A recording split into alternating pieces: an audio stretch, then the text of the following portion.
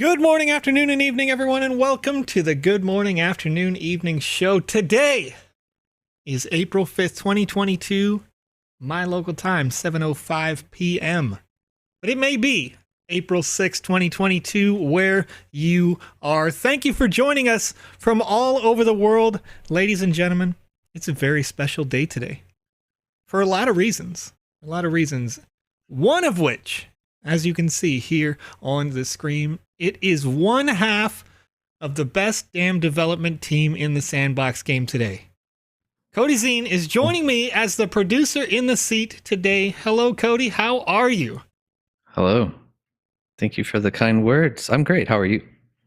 I'm doing well. Sort of. It's you can kind of see here on the screen that it's a beautiful sunny day. I got a little block right here of the sun shining in. It's a spring afternoon, and it is so nice outside in the Pacific Northwest that every tree, flower, and blade of grass is singing out to me today, Cody. I got hay fever. I've taken 2 Benadryl and a Claritin to be here today. But you know what? It's all good. We're having fun. We're chilling, hanging out.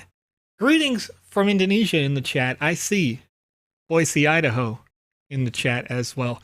Ladies and gentlemen, you may have noticed, if you were one of those people who completed 100% of the alpha or completed 100% of the artifact experience in the Sandbox game, Meta Dungeon by Artifact Studios, if you completed that experience within the first week of release, 25 additional surprise M Sand has been airdropped to your Polygon wallet on top of the already existing 95 you got for completing all of the alpha. In chat, I've already seen a few of you who have had this happy surprise come to them. So congratulations to those people who did. Cody, did you complete Artifact Meta Dungeon while you were in the alpha?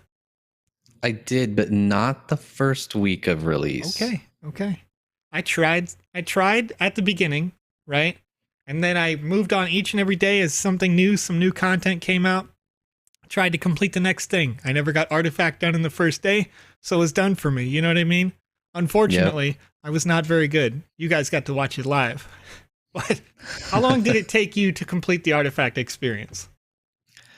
2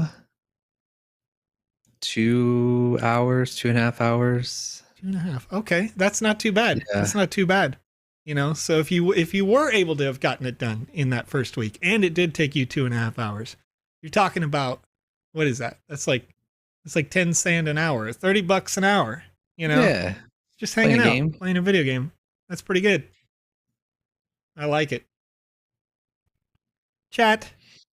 Today, we are back in the swing of things with the Sandbox game. We're working out of the Game Maker.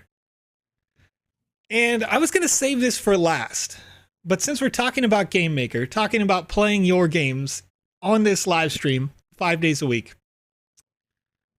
I have a special surprise for you as well. Something that hasn't been announced at the Sandbox game on Twitter. You can't find it on Medium because people are literally working right now to write a press release on this.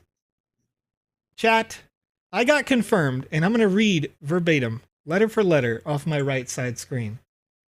What's going on here? This is exciting. Hello, everyone. Esther Barabas on our internal team says, happy to announce that version 0.6.24 Game Maker hotfix build has been successfully greenlighted. Quality status approved. The highlight of this release is the Mac version of the build. Meaning, yay. Yes, for all those Mac users who've been asking, who've been waiting, who've been watching and saying, when Mac? This could come out tomorrow. Maybe the next day. I don't think it's going to take 2 days. I think it's going to be less than a day. I think we're going to wake up bright and early in Paris in just a couple of hours and go, hey, let's get this out there. Mac now. All right. I already have access to the production release of the Mac, the Windows production release, both of which are going to get an update tomorrow. Now, macOS compatibility was released with feature parity with the Windows version. Both builds are in the same state and should not present any differences. Game Maker improvements include several fixes that were made that improved the general performance of the Game Maker. UI improvements. Visual issues were spotted and fixed in the UI, including scroll bars on the main menu and some toggles, and lighting enhancements. General lighting enhancements were achieved in play mode, as well as more saturated colors, reducing the fog. Those are the key highlights. Of course, Mac being the most key highlight here. But that's coming out as soon as possible, as soon as the production team now has handed it off to the web development side. Web devs can put it into the website. You can be downloading this tomorrow. So look forward to that. Question comes in the chat by Windmaker saying, when is the next alpha of the game? Next alpha test is scheduled for as soon as we complete some updates with the software, similar to this update that we just talked about here, including updates based on the feedback you guys may be submitting right now from the main page of the website at sandbox.game. Now, it's not tomorrow, but it's also not many months from now. All right, so somewhere in between there. There's going to be, I won't give you an official date because I haven't had an official date sent down to me with when these updates are going to be completed. And of course, without having finished collecting your feedback, we can't necessarily know what to fix. Of course, things we've seen, sure, but things that you have shown us, right? So there's a good timeline for it. It's not too far away. And in the meantime, we're going to be playing your games here on this stream to get those games ready for the metaverse when full user-generated content unlocks. Also, speaking of games. Yes, sir. We got a question over on YouTube, Joe, from NaviVox. They're asking if we know anything when the top 3 retro game jams will be announced. I'm gonna double check on this, but I think they had been announced, and we just didn't do a live stream for it this time. But I'll double check. Let me check. Actually, I don't know if I can do that fast live. But I know that the work that needed to be done for that had been done. So how about this? How about, let's say, before this time tomorrow, I can get those figures for you if they were readily available. Otherwise, I'll know when we can make that announcement. But I'm pretty sure that we have that already. There we go. Izzyology says that was announced and they have a YouTube playlist for the top 10. So thank you, Izzy. You saved my life here. Little bit of time. It's hard to, to pull that string instantly without it being over on Medium. But so check out the youtube.com/sandboxgame. There's a playlist for those top 10 winners. All right. Okay, so the next announcement here is the Shibuya 109 piece land sale. 61 individual 1x1 lands, 100 premium lands, plus the included bundle NFTs, and 3 estates will be coming up for sale directly on the website at sandbox.game on April 7th at 1 p.m. UTC. That's 5 a.m. my local time, so make sure you convert that to your local time. Actually, it's 6 now because we did the daylight savings thing that America's wild for. It's wild. Cody, how do you feel about daylight savings time? Not a fan. Not a fan. Not a fan. Thank you. You are my people. Throw it out. That's what I say. I don't know. And as a reminder, I wanted to bring this up again, folks. Make sure that you check your Polygon Matic Network wallet, because you may have completed 100% of the content in Alpha Season 2. And if you did, you were airdropped 95M Sand. I had a user ask me on Twitter, I think, earlier today. I didn't respond to it yet because I get a lot of tweets, a lot of replies. I've already got 8 notifications since we started the show here. And they had asked me, how do I move that M Sand from my... Oh, actually, it happened on Discord, so I hope they're watching. How do I move the M Sand from my Polygon network to the Ethereum network in order to redeem it if I wanted to exchange it for some cash, maybe? So if you wanted it on the Ethereum network, you can go to sandbox.game. And then we can click on, I believe it's staking. I'm going to double check this. There we go. Yeah. So if you click on the staking page, you can see what you currently have staked, your earnings and whatnot. But at the bottom right down here, there's a button that says Bridge Sand on the staking page. So if you recently received M-Sand and you want it on the Ethereum main network, or the opposite direction, if you got sand and you want to start staking it, you can go to this Bridge Sand button, click on the Bridge Sand button. It says log into your account using MetaMask. All right, you sign into this. And you sign the signature request. And it will load up the Polygon bridge. One way or the other, you will still need some Ethereum in order to make this process happen, but you can deposit or you can withdraw wherever you have your liquidity. The one note is that if you're like me and you see the number 0.00, you know that to not be true because you've got it staked somewhere. It can't be staked tokens. It has to be tokens that you have in the wallet, unstaked raw tokens in the wallet in order to transfer them from one network to the other. But you can use that process, and it takes about an hour or so to move from one chain to the other. So don't worry if it takes a while, maybe longer than that. Essentially what happens on the bridge is they'll stack up a pile of 1,000 or so processes, transfers. Whether it's me and Cody doing 500 a piece or, the whole world working together, they'll stack up a pool of them to reduce the amount of gas fees that there are and then transfer them in bulk. And Joy Mall over on YouTube.com asked a good question with relation to that, saying, do we buy land with M-Sand or just sand? And Joy, the answer to that question is you'll buy with sand on the Ethereum main network for now. As it is right now, the only smart contract that we have converted over to the Polygon network is the sand token itself. That's why we have M-Sand and regular sand. But we don't have an M-Land or something like that, right? We haven't converted the tokens themselves for the NFTs over to Polygon yet. That requires that we get those contracts verified by multiple different security organizations so that we're sure they are safe and good to go on that network. And if for some reason they were to come back and say, hey, I found this vulnerability, then you kind of get put back to the line and get to come up again. And it takes about a month or so for each of the individual organizations to audit your smart contract. But once they do, once all those audits are complete and our upgrades are complete, we can transfer the lands to Matic or the Polygon network. And once the lands are on the Polygon network, then we already have the sand there, and you could start making purchases in their network natively. Hey, Joe, right. Another question. Okay, sure, go for it. Over on YouTube from WebDev, they have proof that they finished the meta dungeon within the 1 week of its release, but due to an NPC glitch, it didn't get marked complete. They have a video of them finishing it. Can they get their sand?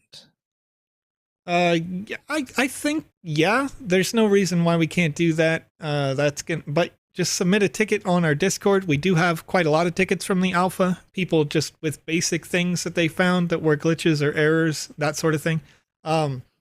This is a process that once somebody has reviewed the video, could probably send a DM to somebody and get it done within a day.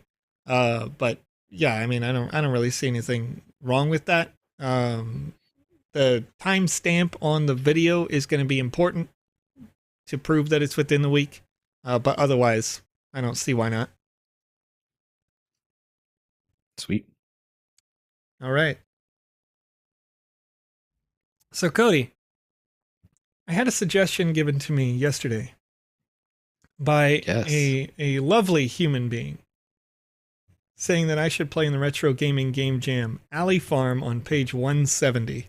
Now, this is moved to page 171, but this is made for the Retro Gaming Game Jam. Have you seen this game played? Because I have not yet. I have not seen this one played, no. All right. Let's see what it's all about. Interesting, though. It looks like, obviously, I guess, as it's in the title, a farming simulator game. Yeah. So this could be quite interesting. All right. Welcome to Allie Farm. Did I just miss that? Was the word welcome misspelled? I gotta make sure I read it. I went too fast. I went too fast on this. So one of the things that we do here, actually, the primary thing that we'll do 5 days a week on the show is that we will intentionally critique the game. So if you are the original developer who created this game and you're looking for feedback on your game, keep in mind that when I critique these things, I try to critique them with the intention that we want to make the quality better, whatever that means. Now, whatever I say, you could totally ignore it. You're the developer, all right? I may be out of my mind. You may completely disagree with me, or you may be like Half Dork yesterday and see that I'm just playing your game. I don't even notice that something's wrong. And then you say, well, that was a glitch. I didn't intend for you to be able to do it that way. So if I'm playing it and I break it, take a note of it and adjust it if you like or not. It's up to you. But I'm just playing these games freely for the community to see what I see. And once again, they have a choice to disagree or agree or whatever. It's totally up to them. It's always good feedback. It's helped us a lot in ours. So, oh, well, thank you. Take notes. Yeah. All right. Okay, go to find Allie and you'll know everything. She may need your help. All right. Find Allie. So what I'm immediately as I'm walking around, okay. Cow. Okay. So as I walk around, I'm testing a couple of things. First off, as I'm looking at things here, I'm seeing that I can interact with each one of these objects, and that's a good thing. I like the fact that you've made these rocks here no collision because of the particular camera angle that we're on. It doesn't really matter much how tall they are. These look like things my character might be able to walk on, over, or through, and so I can without any kind of like awkward stepping. But as I'm walking through the grass here, it's easy to walk through this grass where it says cow. It looks like the calculator or whatever object you have to do the text prompt cow here has collision on. All the rest of them don't or didn't. Okay. This is going to also be one of the rare cases where I think you're doing it right by having what seems to be an invisible wall. Okay. All right. I'm probably stuck here. Yes, I absolutely am. Okay. So because of the nature of the camera angle, I'm already going to have to restart, and that's okay. But make those invisible walls. You've got them inside this area over here, but make those invisible walls very high so that I can't jump on objects and jump over them in this particular game. Oh, I might be able to get out. I don't, usually you don't want your end user to have to do crazy things like this to get in and out of the space. So I'm going to go ahead and restart game. But you can see right there, 2 minutes in, you know what I mean? That we can break it. Mm-hmm. And your users will absolutely break it.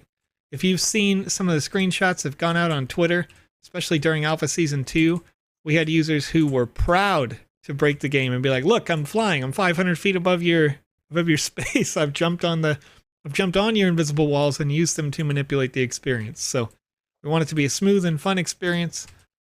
Okay. I can hit cow, pig food. This is good. Okay. So we had another question, Joe, over, I think it's Twitch. Crypto Free GTS is asking about the memorabilia for those that reach level 5. Do we know any more details about that? Yeah, memorabilia has the same kind of, the nature of, like, when you completed the feedback form. You could see it on, let me see if I can go to the website here really quickly and show you what I'm talking about. So the first and most obvious use case of memorabilia is that it could be part of the season rewards for tickets, rather, or season ticket earnings. So you could see during the last season, I earned 880 total raffle tickets out of 1,200 possible. One of those was a season 1 feedback form that I filled out, where I have 10 out of 10 tickets because of that. So if you earned a memorabilia, you are very likely, almost certain, to have an additional accumulation of tickets in future seasons, and also possibly other rewards. You may have seen that we've dropped a couple of kind of fun additional rewards, all surprises, The artifact reward that we dropped today, surprise. The M sand that we dropped for those people who completed 100%, the quantity itself being a surprise. The alpha shield wasn't planned at the beginning of the alpha to drop that kind of armor set. It was, hey, you know what? Let's do it. Let's get these people rewards. We're getting a lot of friends out here. So we've got different use cases for that memorabilia, but keep in mind that the memorabilia is account locked. Okay, it's not an NFT, so you can't transfer it from one account to the other. So the wallet that you were using is the account. So keep that wallet safe, because that will have your potential tickets or other airdrops or things like that related to that memorabilia as we get into Season 3. Now, once again, as this is an alpha, everything is kind of up in the air, right? We let things be a little bit more ambiguous here, because we're going to take your feedback and decide what to do with that memorabilia, rather than say solidly, you know, you get a certain amount of sand or something next season, or you get an additional number of tickets or what have you. We changed the amount of tickets. Season 1 Alpha Pass would earn you on the fly mid-season. It was just 30, and then it became 130 because Alpha Pass owners said, well, I've held it for this time, and I think that it is worth more, right? So we'll take feedback and make those adjustments as we go forward. Hey, Joe, can you show it on the page real quick, just where it shows the reward? A couple people want to see where it says the memorabilia. There we go. So maybe I can zoom in. I don't know if it'll work well, but there we go. Okay, so once you reached level 5, or if you did reach level 5 in that alpha, in the alpha season 2, it says all players reaching level 5 will get the season's memorabilia that will grant them extra rewards for all future seasons. Please note that a memorabilia is not an NFT. Is that right, Cody? Should I a NFT, an NFT? I always say an before I do. An. I think it's an. Yeah. I think it's an. Devs. When will the devs do something? You know what I mean? I'm kidding. All right. So I find out here in the story that Allie, appropriately, is a cat, and they are crying. How are you, Allie?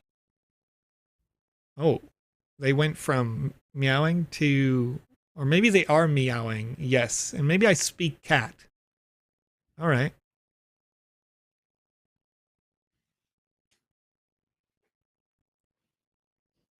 Uncle Carl. Okay. My owner gets sick for a while. No one manages our farm now. You can see everything looks so messy. Okay.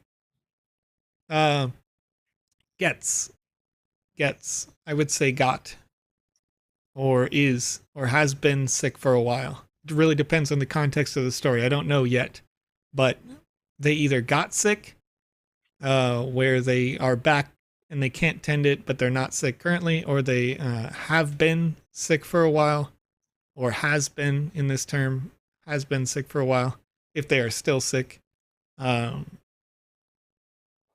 okay. Or they repeatedly get sick.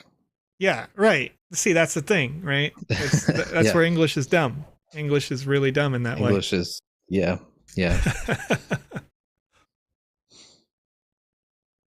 All right, I wish I could handle the mess while Uncle Carl is recovering. I just want to help him with something. Just want to help him with something could be fine if, you know, I mean, the cat is emotional. It's doing a little blubbering.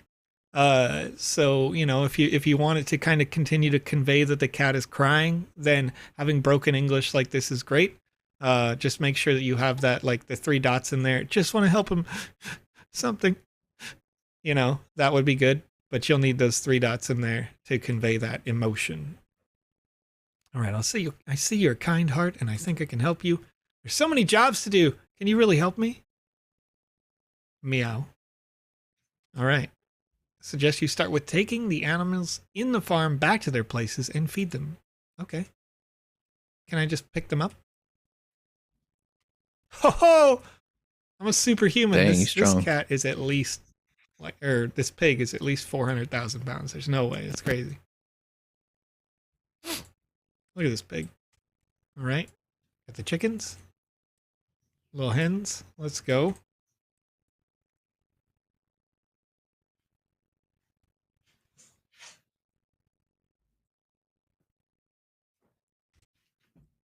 For real, this pig would feed like a village. It's huge. It's a lot of pig. I like it. There's no question about what they are. So I like that. I like the design on these.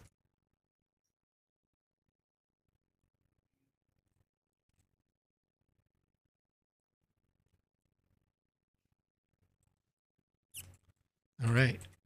Got 4 hens. Got that. Looks like we're going to be able to do some farming up in that area in a bit. That's nice. All right. So we got 4 hens. Got that checked. Where are 2 cows? Peniolinate saying this game's kind of reminding them of Harvest Moon. Absolutely. Did you ever play that? Yeah, and I think that's a fantastic model to work on. If you have a game that reminds somebody of Harvest Moon, you've got a game that reminds somebody of like their childhood, their I don't even know, the game of the year for some companies over the years.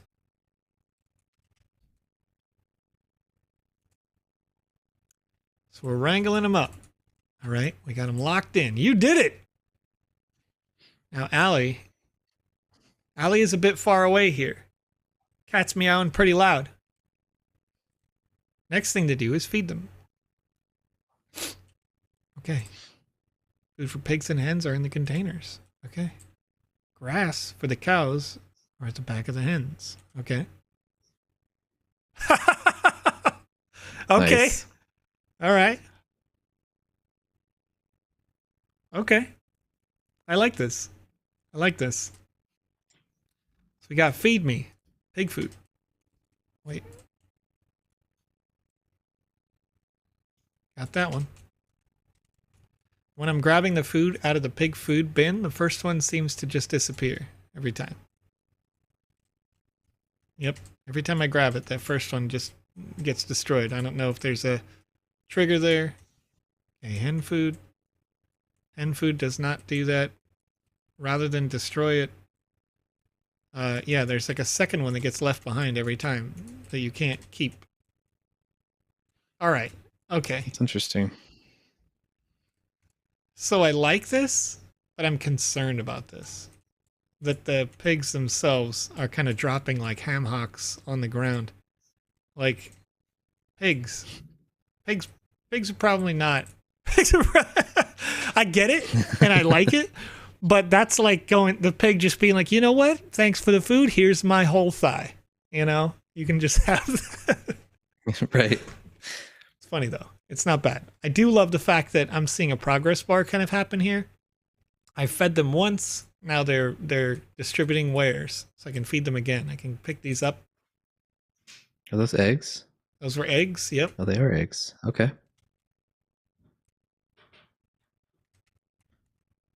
Interesting. So I tried to very quickly grab 2 bits of food, and both bits of food just kind of hit the ground. So there's something about the timing of the way that it gets picked up that might need to be adjusted from your, from your calculator or whatever trigger event you have here. Because if I grab it once, and then I go slowly and grab it again, then I can grab it. But if I try to grab it twice, oh, well, that worked fine on this barrel, so maybe you can see a difference between your timers between your pig foods and your hen foods to know kind of what's going on here in terms of bug fix. So we got the pig leg, but the lowest pig here is not producing. I gave him the food. Let's see if it didn't work because I gave him 2 foods. Or what have you. I grabbed 2 bits of pig food and it might. There we go. The progress bar is working. So I'm trying to speculate on what this tool is doing here. Cody, do you have any insight on kind of what I'm seeing? Because when I grabbed it twice and I gave this pig the second piece, it didn't trigger the timer that the pig might do. So,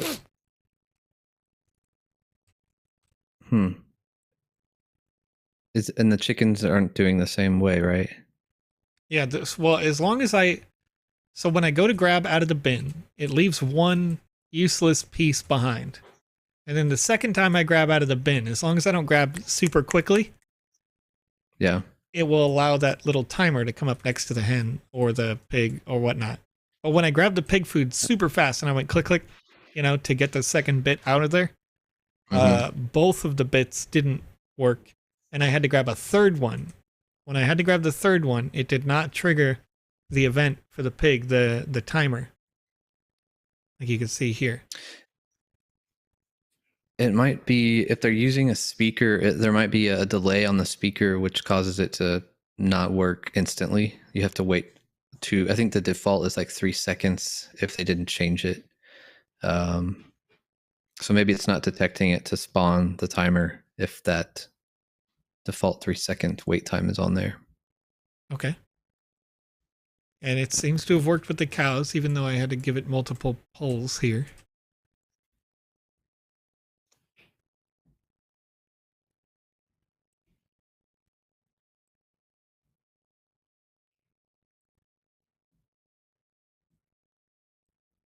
In this case, here we go. The bottle of milk is by the nose. Okay.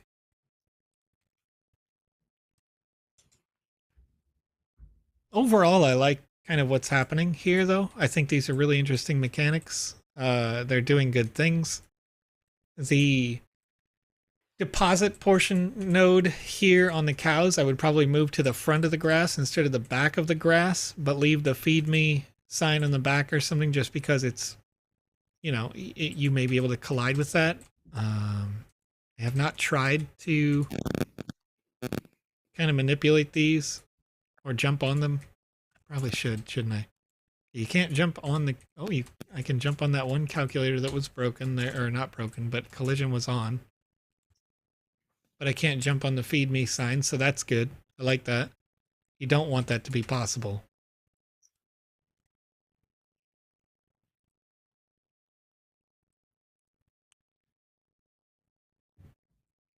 I think this particular set, because we only have 2 cows instead of the 3 pigs or the 4 chickens, that I would make it so that we only need 4 bottles of milk. Because you had 6, which is 2 runs with pigs. You had 8, which is 2 runs with hens, but I've got to run it 3 times with the cows, which is a little inconsistent. Not a huge deal, but just, this seems to just be taking a long time. I'm waiting for loading bars. I could have probably done it better, in a more optimized way, but I just played it naturally, and that's kind of the, off the top of my head feel. Jobs in the animal farm were done well, but we also need to manage planting area. Okay.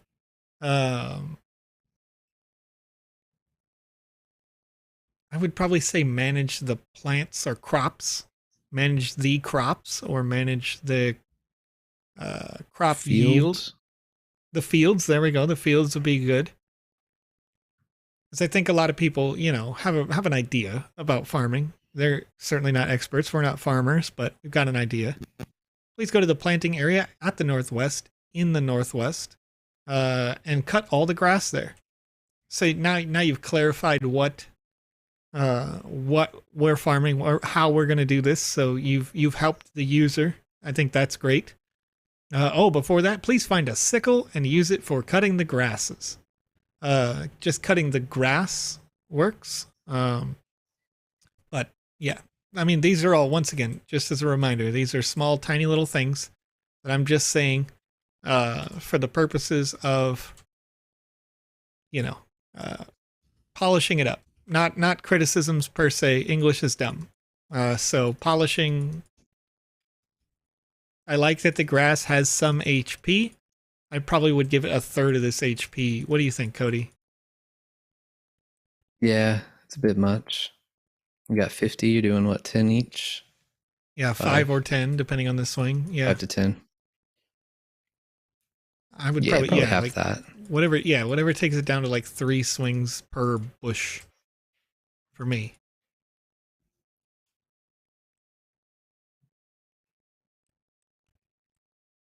Wondering if this works. Joe, They are asking if there's going to be a giveaway today. As we do every day. Absolutely. There we go.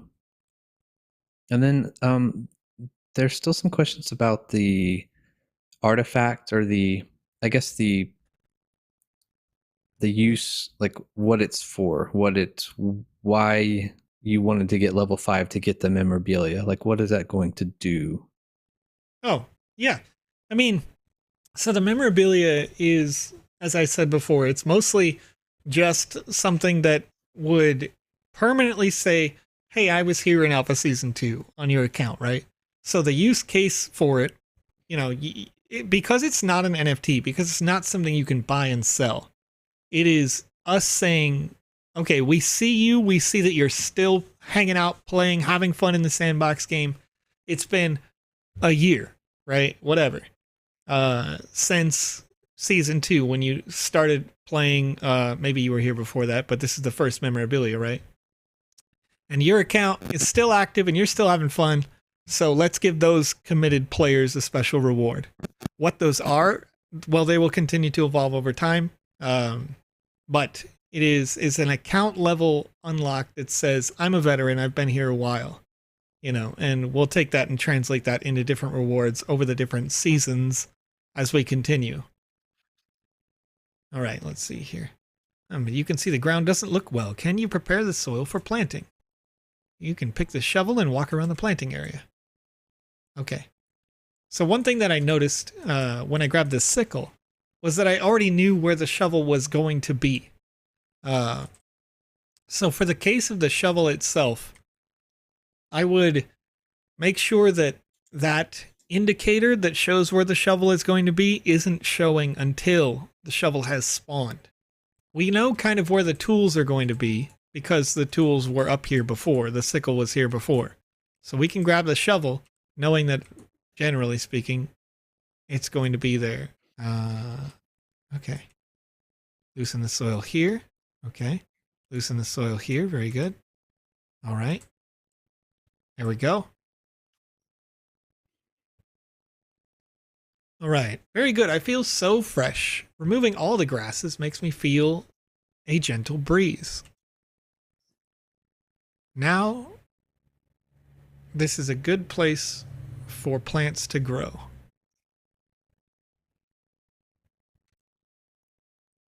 All right, please go pick the corn and carrot seed and plant them. Okay, I'm going to drop the shovel. After I've completed all 4 pieces here, correct me if I'm wrong, Cody, but once I've walked the shovel over these 4 places and all 4 of the objectives have been destroyed, there's a way to create a trigger so that the shovel also gets destroyed, right? Yep, there definitely is. Okay. So that's something that I would leave as a suggestion, because you can see I'm near the... Oh, that's fun. Yeah, I'm near the shovel. I'm holding the sickle. And I don't know what's going on there. Okay. Okay. This is not ideal. So now something is very broken, and I think it has relation with the shovel itself. I think the shovel is interacting with something. It's trimmers. We're playing trimmers. Right? Here comes that sand shark or whatever, the giant worm. Here we go. So now I'm stuck in this perpetual glitch here. Hopefully it fixes once I grab some corn seeds. I can't grab the corn seeds.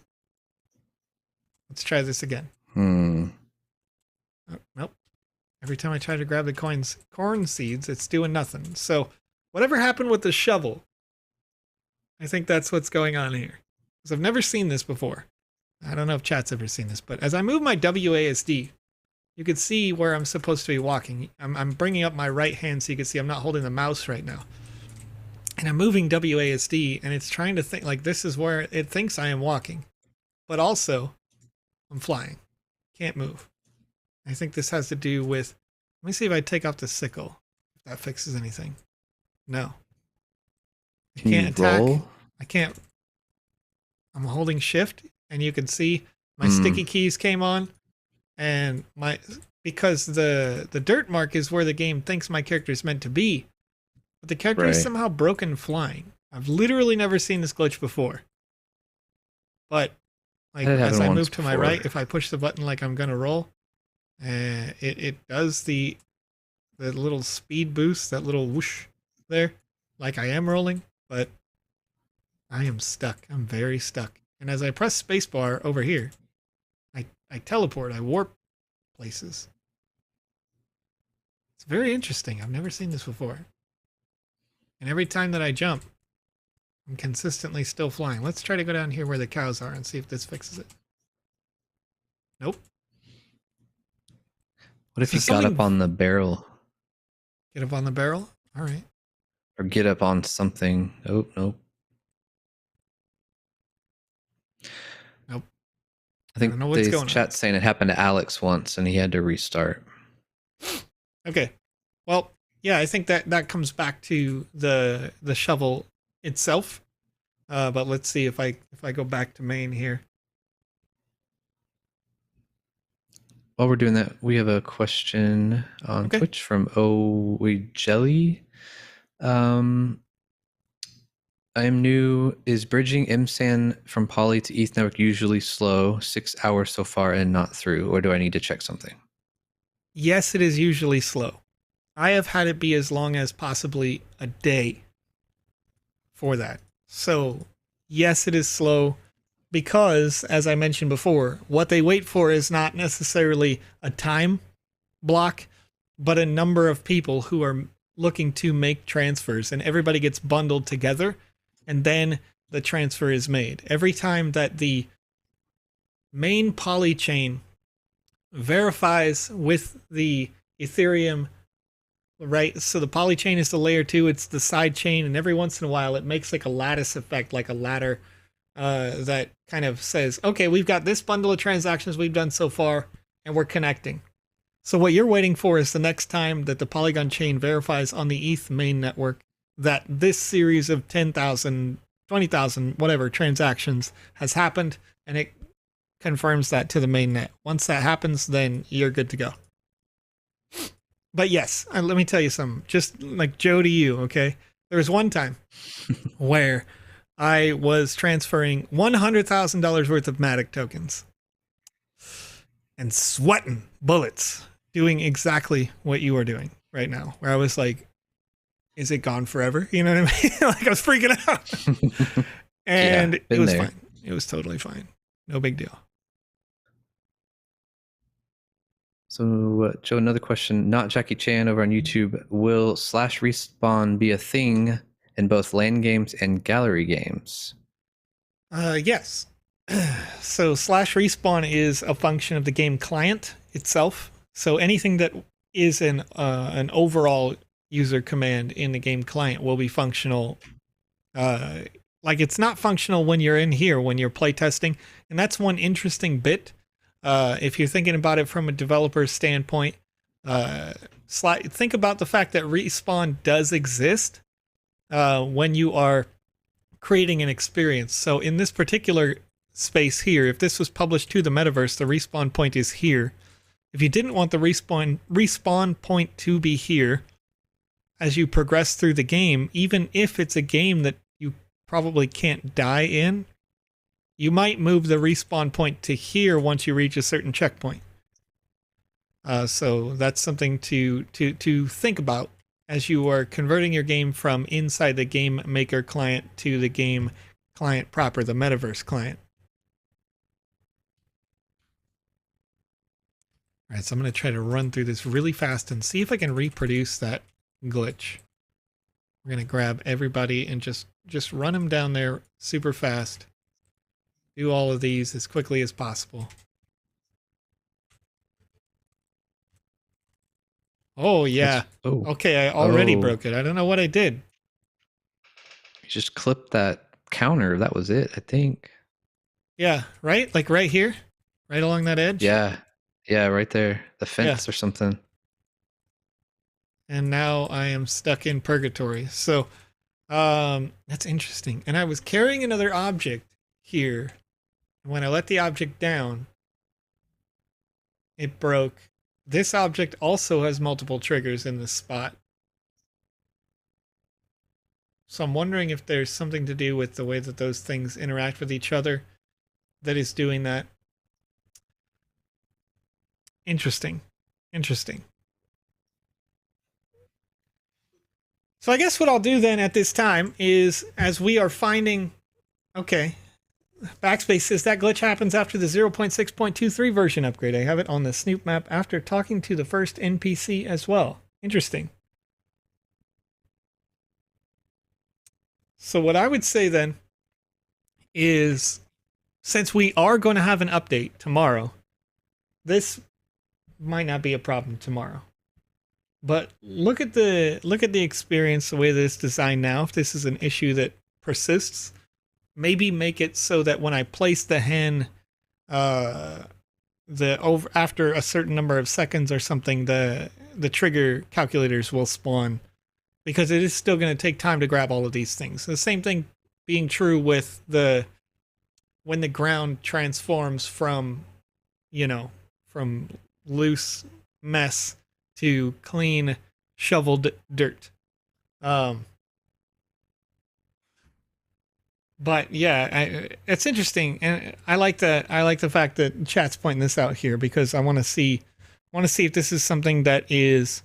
I've never seen this glitch personally, so if this is something that's happened as a result of an update that we made, which I really don't think so, because we made small hotfix updates, but it's very likely that, as with the nature of alphas, anything can change anytime. So let me see if I can get a couple more questions, and in the meantime, as we are answering questions here, chat, if you have a game that you would like to see played here that I can try to break as a developer, if you are somebody who's creating right now, feel free to leave it in the chat, and we'll take notes of those games and get to playing them right here on the show. So there's a question over on YouTube. Had a shot Klangjard when the Sandbox entity from Polygon chain allow to drop on Game Maker. Let's see. I got the flag from the project Way for Ukraine, but cannot see it in inventory list. Okay. Yeah, so if you got an NFT drop that was created by the community, that was made in VoxEdit, but it was on the Polygon network. Keep in mind that right now, the website is reading assets that can be sold, traded, bought in the marketplace. And those are assets that were minted on the marketplace, minted on native ETH.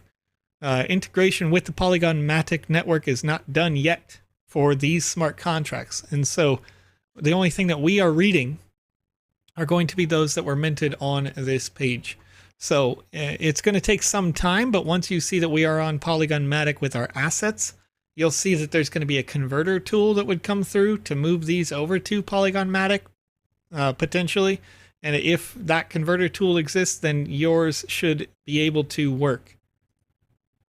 But it will take some time. And I'm seeing the chats talking about the sweet cars that were created, available for sale right now. Some of these sweet cars by Blaze Games. The yellow Lambro, nice. I like the. I don't know. I'm a fan of the Dusk and Dawn Penetrator cars. They're nice little muscle cars. Very cool. I like the Dawn one more.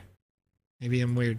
It looks kind of a little bit like an El Camino or something. Or maybe those are like rockets in the back. What's going on back there? Interesting. Oh, yeah.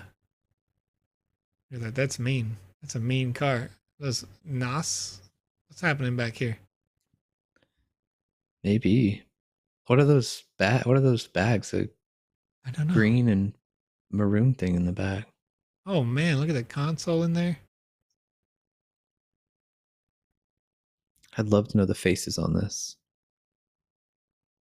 I can't imagine it's actually that many, because you can see they used a lot more. I mean, I'm going to just describe them as polys, right? Yeah, it'd be a higher node count than the face count. Yeah. Because the sides of the car are very clean, flat, Oh, yeah. Using the wheel wells. Look at that wheel well. Yeah. Wow. A lot of work happening here. Interesting. And this is more optimized than some of like the assets that we've seen even from like partner things, because it is using polys, essentially using voxels to make long rectangles and shaping those rectangles into the forms that they were looking for. Super cool. Totally on the side here. Vendor Flares, Go West 927 says, it is pretty nice. All right. Haven't seen any games come through yet. No game requests. Okay. Oh, I see one. My Soul Cancer over on YouTube says, can you play Blast Zone on page 83? You can check that out. And in the meantime, give me just 1 second, Soul Cancer, because I want to make a form for the Wizzy themed NFT that we'll give away on this live stream.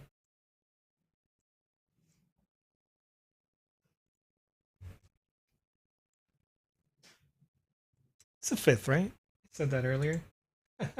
Is it the 5th? It is the 5th. Yep. F-I-F. 5th. All right. Let's see. Is there any good tutorial tips considering voxel optimization from Yashik over on YouTube? Cody, do you know of any particularly good tip givers with regards to VoxEdit creation? I think I know one. Yeah. So PandaPops streams on Mondays, and I think more than that too, officially on the Sandbox website. I myself and Lowe's in here in the chat, we stream twice a week. One of those days being in VoxEdit. But globally, you want to stay well under 5,000 faces and as few nodes as possible. That's just a good standard across the board. All right. I like that tip. I also like your humility, Cody, because I was totally setting you up to be like, yeah, it's me. First. No. Like, we're the greatest out here. Tempest Studios, all right? We got the Metaverse Masterclass, and he's like, yeah, somebody else is better. Oh, yeah.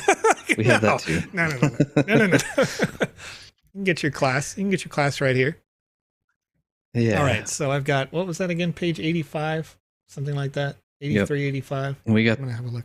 We got the next game after that too from Lowe's in here. Access Monday. It was a Fungi Game Jam entry. I think you're going to have fun with that one, Joseph. Uh-oh. It sounds like it's not easy. It was fun. It is a big Negan behind me with a GDC pass. He's kind of photobombing. Blast Zone. Here we go. Old school first-person shooter arcade game. Interesting. Okay. Give me a second here.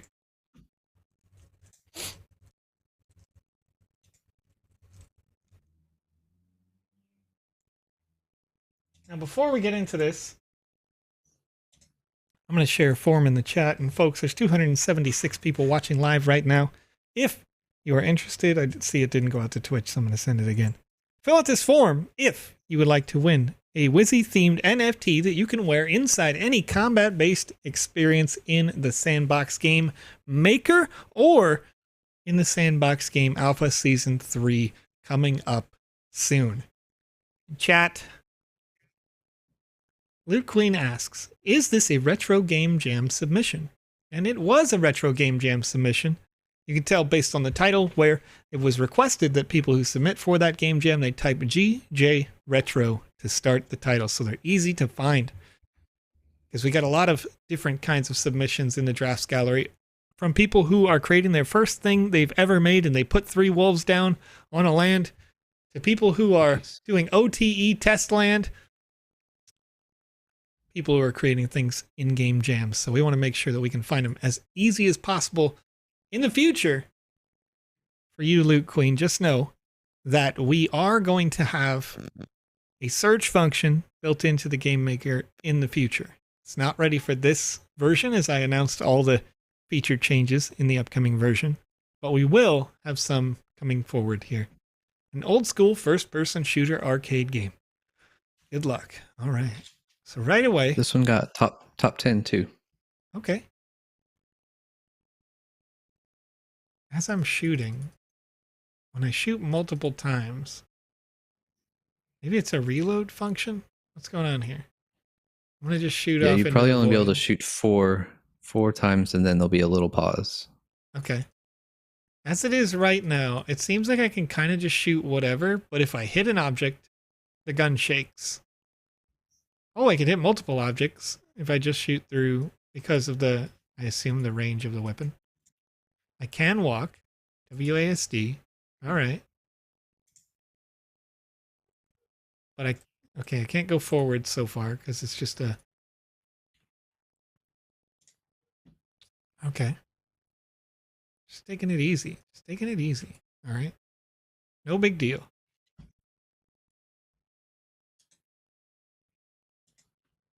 Evasive. This target's better than me. What's going on? You can't aim up or down, so I just have to, like, get my timing better. And that bullet does not go bullet fast. Okay. And it's definitely not hit scan. It's trying to get that voxel. I'm just going to spam it until it works. Okay, I definitely hit that multiple times. Triggered! Oh, nice. Yeah. Okay. Interesting. So that giant target can't be hit. The little one can. A couple of them were able to get hit. I can hit them sideways. I can hit them sideways, but I can't hit these little pink ones.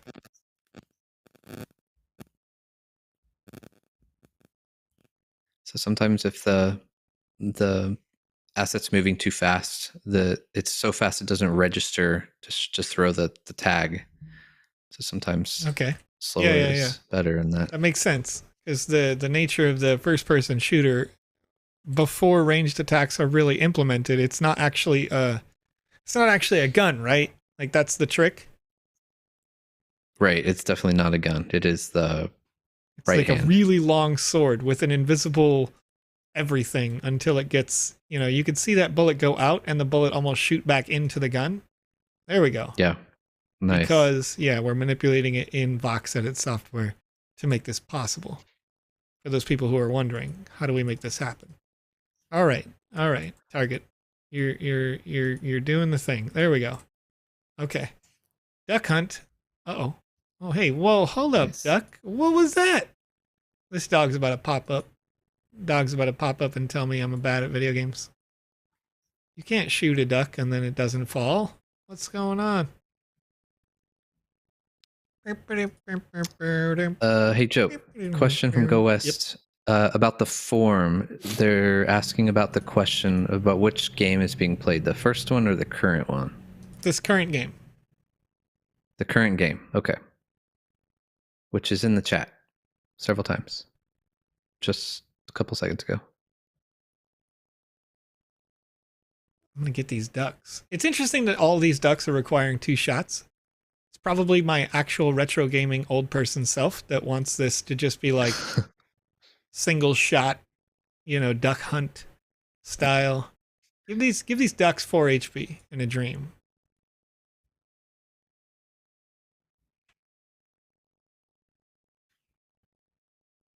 Because it's clearly drawn up that way, right? Like the art style in this is like, hey, check it out. I'm a Nintendo game. And the quest is duck hunt, I think. Yeah, it's pretty overt, right? Like I want for every time that I don't even have to miss. One of these bushes needed to have the dog. Just a little beagle. Well, that's not over yet. Maybe there's an homage coming up. What do we got? No, maybe not. Castle Defender. Wait.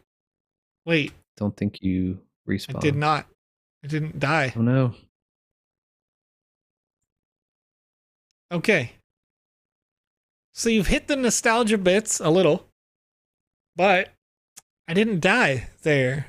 So for those people who aren't game makers yet and you're trying to learn all these little tricks, Soul Cancer says, "Osh, I broke it."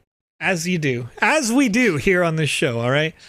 For those people who've never made a game before, one of the tricks of the trade that you can do is you can make it so that there is an object right under my character that you can't see. That as I walk up to it, or a trigger event happens, whatever that trigger event may be. In this case, it would be I killed all the ducks. an object should kill me, my character, while just a second before that, the object, the respawn point rather in a game has moved to a new location. So that I die, you set the timer for -2 as the option so that it's an instantaneous movement and I don't do the whole like 2-second death animation thing where I fall onto the ground. So it just looks like I teleport to a new zone. And in this particular case, I did not get killed by the land, and I can't walk, and I can't shoot, and I am stuck. Dang. Yep. But that's okay. You gotta do it. You gotta do it.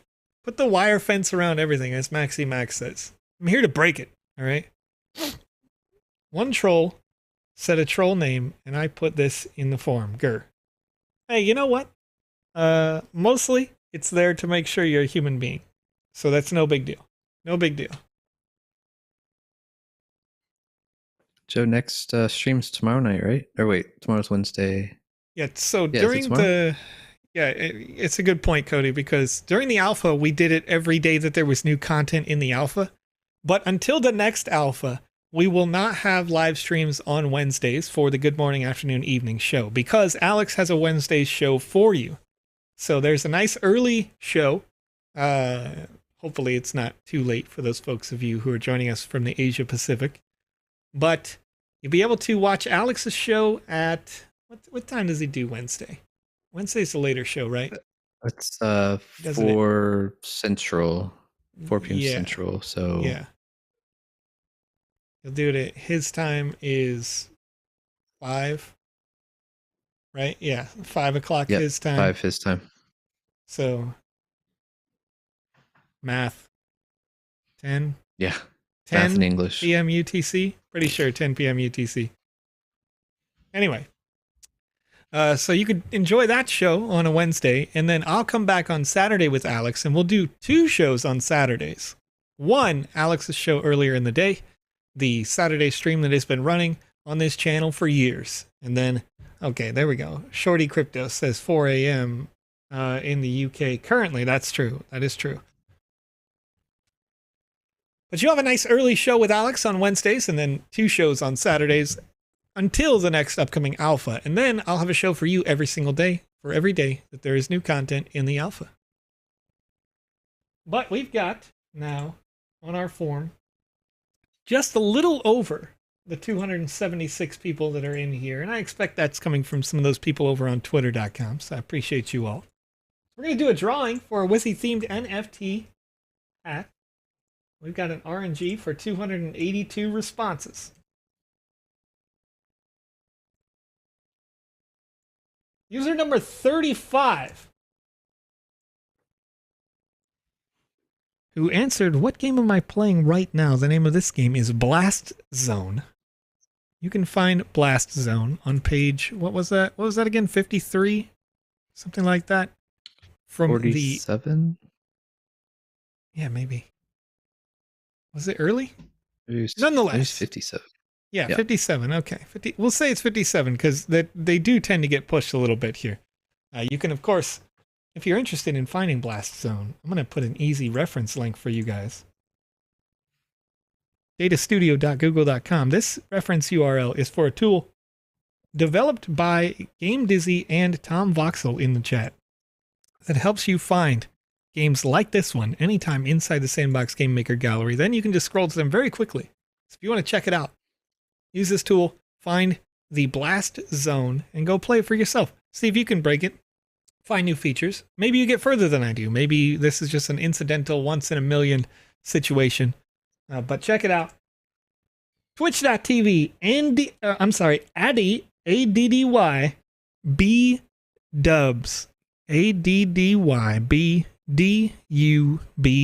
over on Twitch.tv, is the winner of the Wizzy-themed NFT for the show. Thank you for hanging out, Addy B Dubs. Is it like Addy by the way? Or is it like B Dubs? I used to have a friend, his last name started with W. And we would call her J Dub. Don't know why. No lie. Congratulations. All right. Let's see. So Next Joker asks, the game, has it launched? Is this some promo? Next Joker.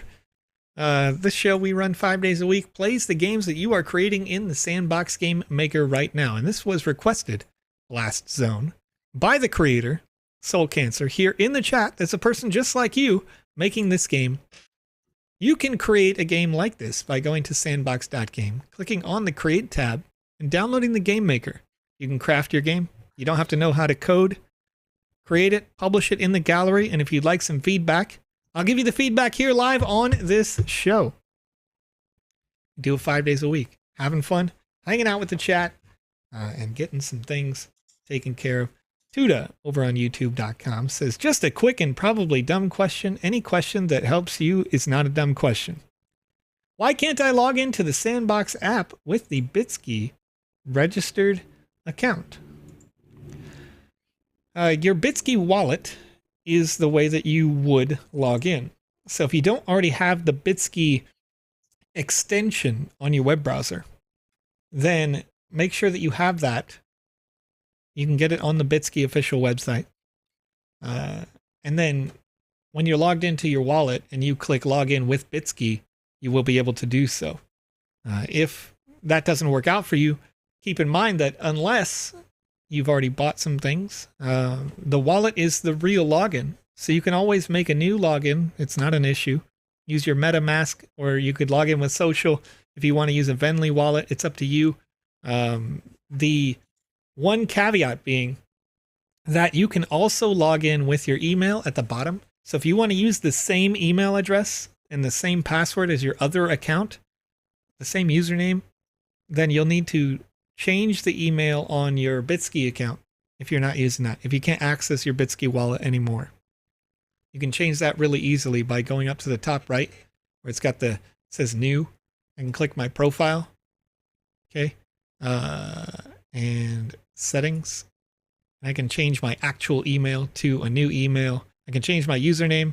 It's a very straightforward process. But the thing about this is, once again, that the wallet is the login. The wallet is the real account. The email just allows you to sign in on tools like the Game Maker or in the game client later. All right. It looks like you got a...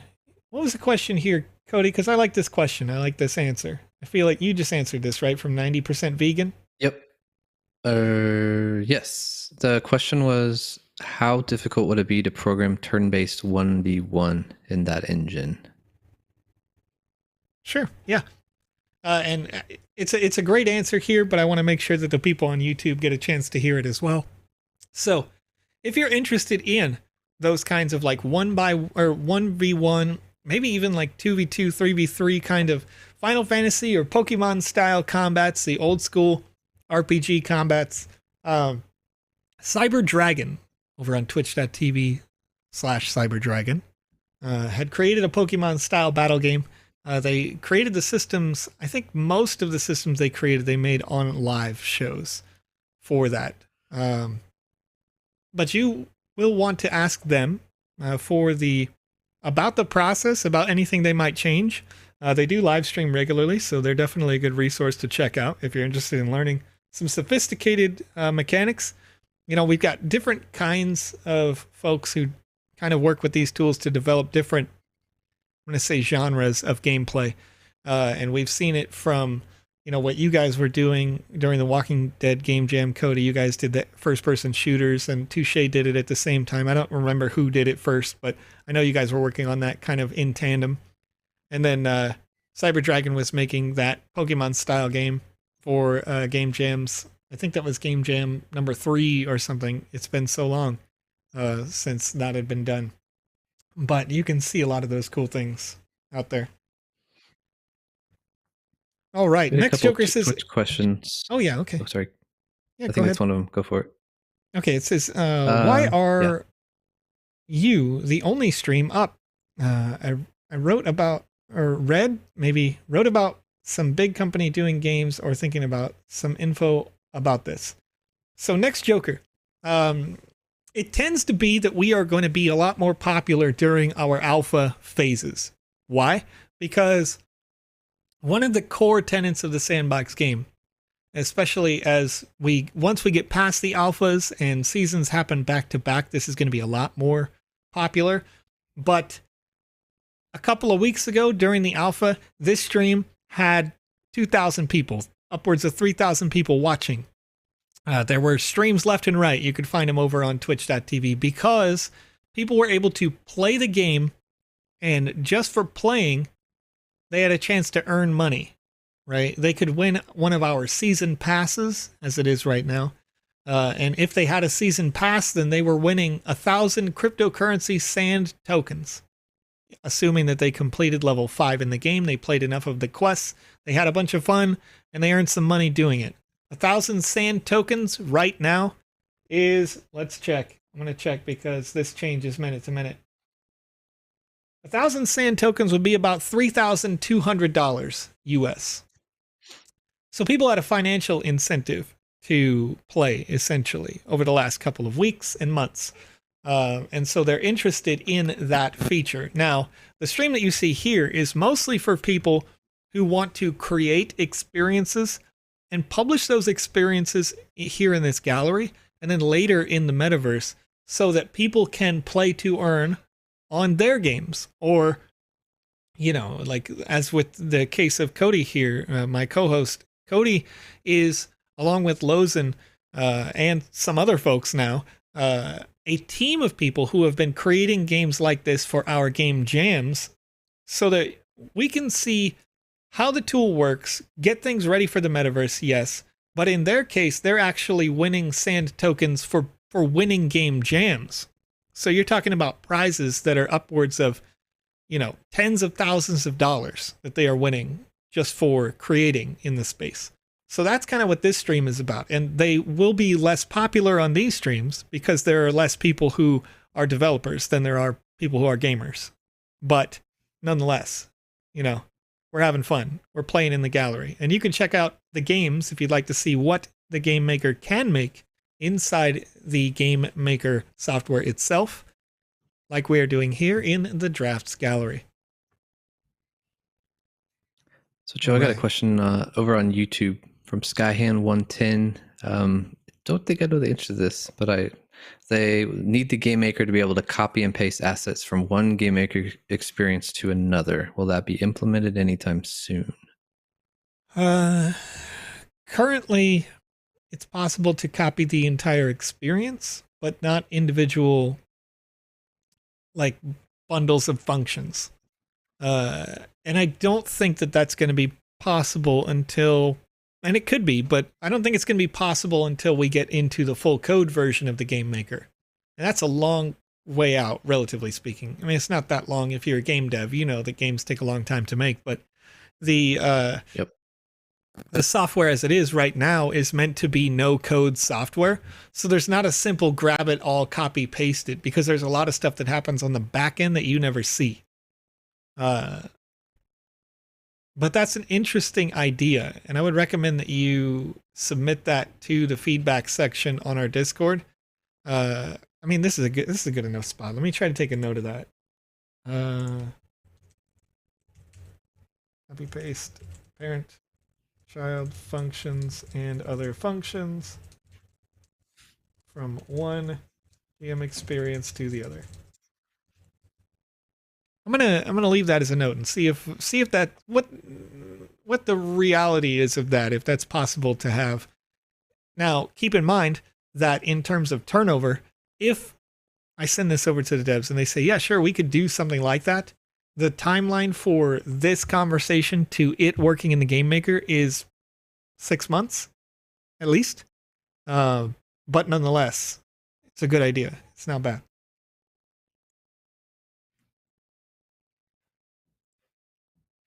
So we did have a question. I answered it on Twitch, but for everyone, they were asking when possibly the Sandbox will come to their mobile phone. Oh, yeah. Okay. Yeah. And you can see over on Twitch, it was responded that this is on the roadmap. So it's a good question. Now, the Sandbox game as a game client will come to mobile. The Game Maker is not expected to come to mobile. We have it on Mac. We have it on PC. As of tomorrow, you'll be able to use a Game Maker on Mac. Maybe the next day, but I'm pretty sure it's tomorrow.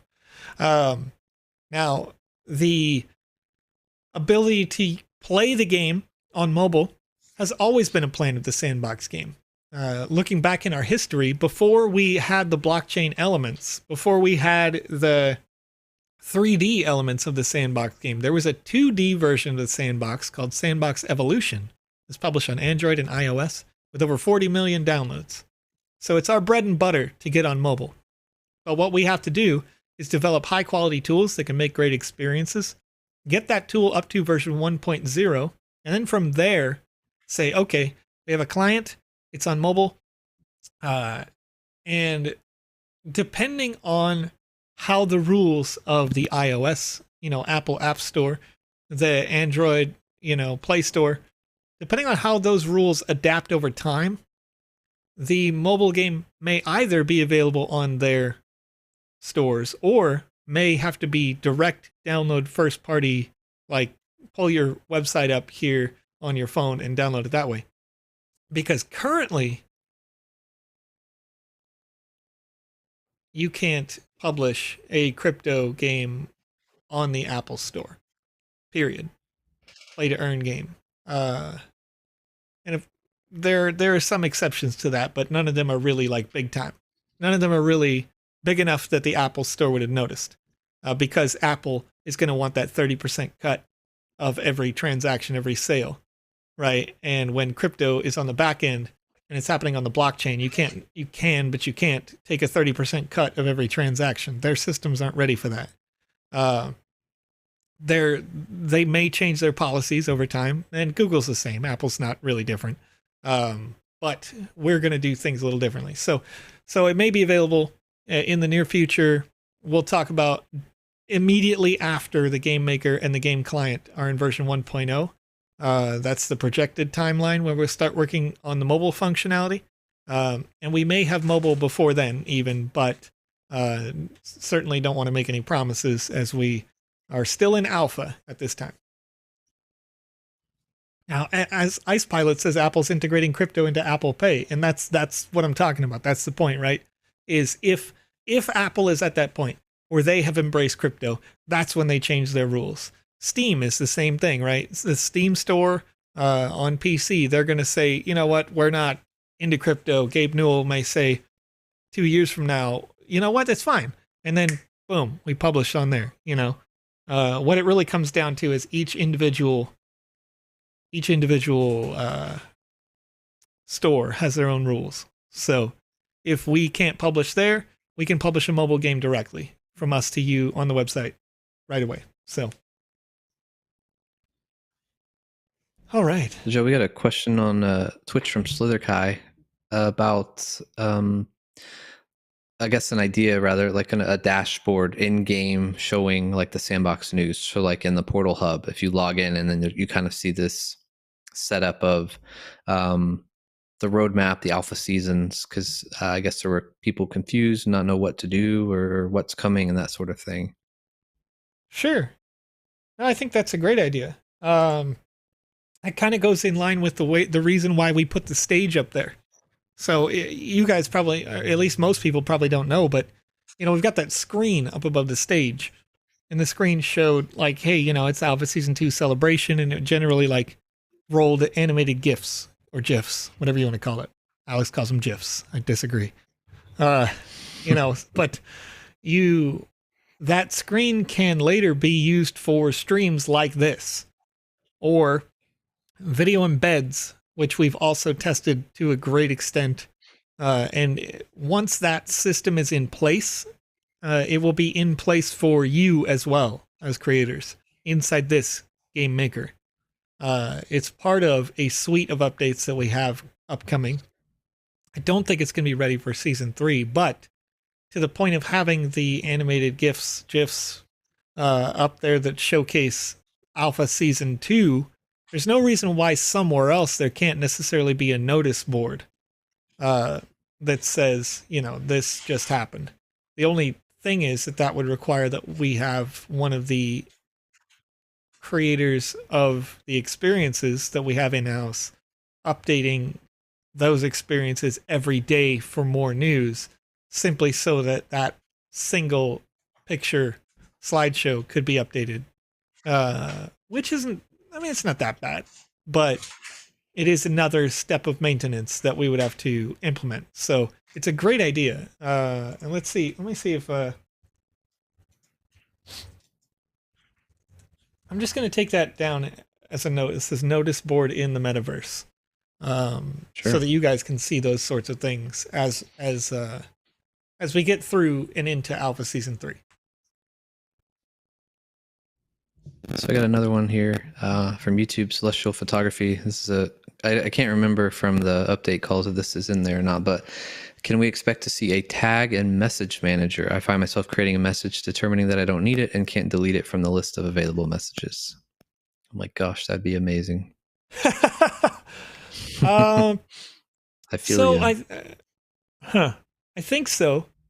How soon? Not certain, because we've got 3 layers of long-term development planned for the Game Maker. And that is the first one being the way that it is now, where you don't have to know how to code. It's all just, visual kinds of things. And then we've got the middle ground between those 2 ideas, don't know how to code and do know how to code, with visual scripting, where you are grabbing tags and calls and saying if, then, that sort of thing, with these drag and drop mechanics. And then you've got the third layer, which is we've opened it up. The API is open. Do whatever you want. It's open source code, and you can plug in whatever you like. And that last bit, of course, is quite a ways out, as we are not to version 1.0. So the kind of like the mobile development time and the visual scripting time are scheduled for about the same time, where we start to make that transition. Once we're feature filled, then how do we make it so that you can go from gamer to no code creator to light code creator to full code creator? And it should be a whole educational ecosystem that you can do naturally, going from somebody who just joins the stream for the first time to that full on coder at the end of a year or whatever.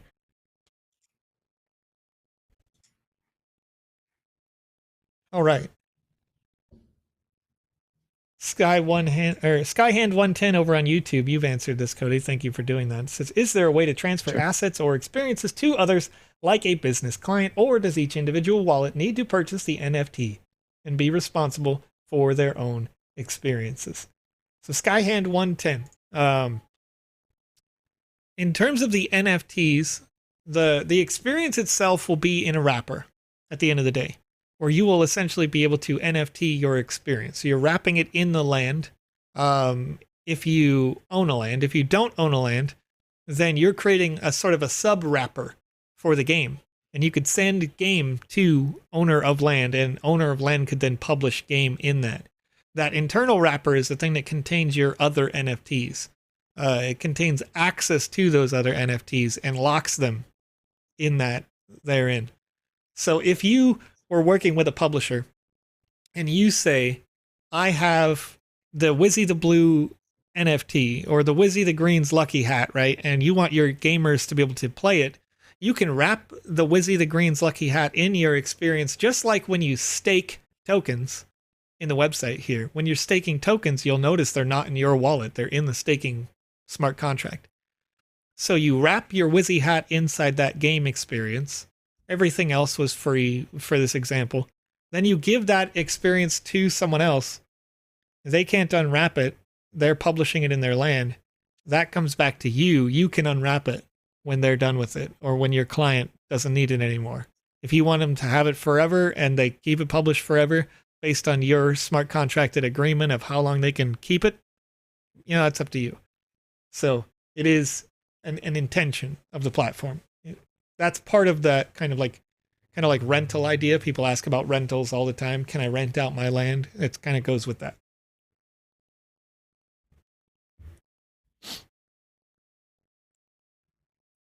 Okay. Question. Tenchu116 asks, This is going to kind of go outside the scope of the sandbox, but I'm going to try to address it in a way that makes sense. It says, I want to sell my experience to a buyer with the transfer option on my profile. However, I can't guarantee that the buyer will pay me if I transfer it first. Any idea how to secure the payment? So in terms of the experience, once again, Tenchu, just like I just described there, you're going to want to make sure that that feature is complete. In that you can wrap your experience in a wrapper that is an NFT so that you can execute it on a smart contract. So we don't have that subsystem built at this time. So at this time, there's not a way to guarantee that you could secure that payment. But in the future, there will be. Otherwise, there are some... Yeah, I guess while I'm thinking about it, it doesn't really work, but you may have seen, like NFT trader sorts of softwares that do create a smart contract that it can then self-execute. But once again, it's not yet an NFT in these experiences. So,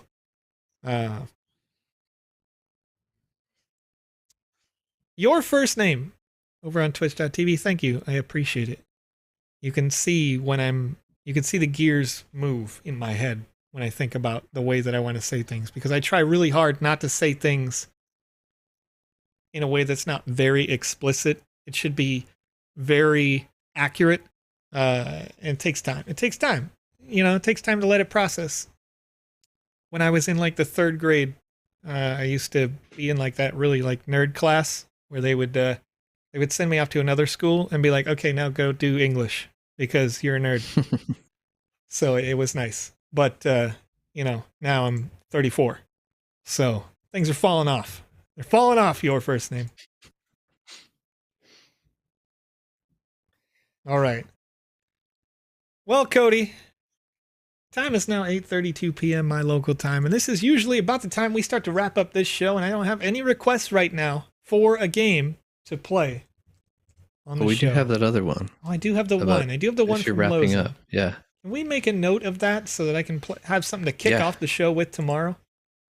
Absolutely. I appreciate that. Thank you for reminding me. Because like I said, like I just told your first name, I'm falling off in my old age.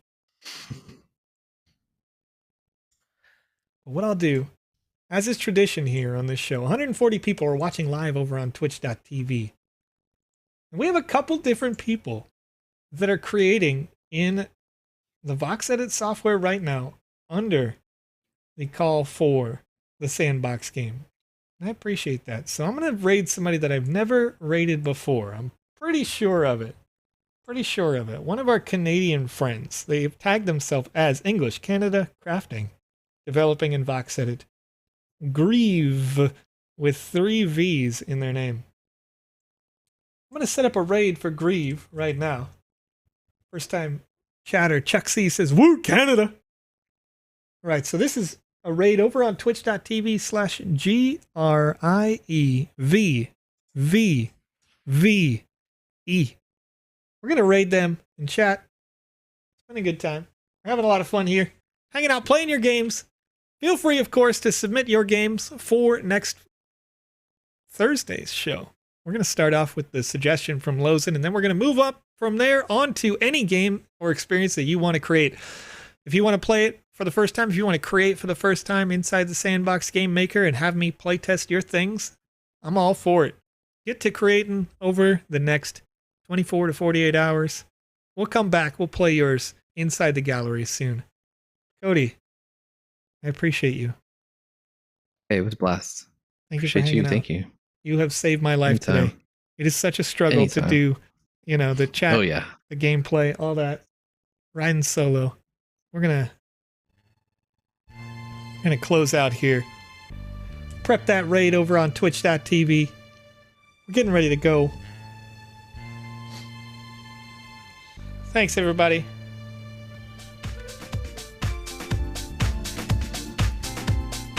I'll see you tomorrow. Thursday. I'll see you Thursday. Thursday, not tomorrow. All right.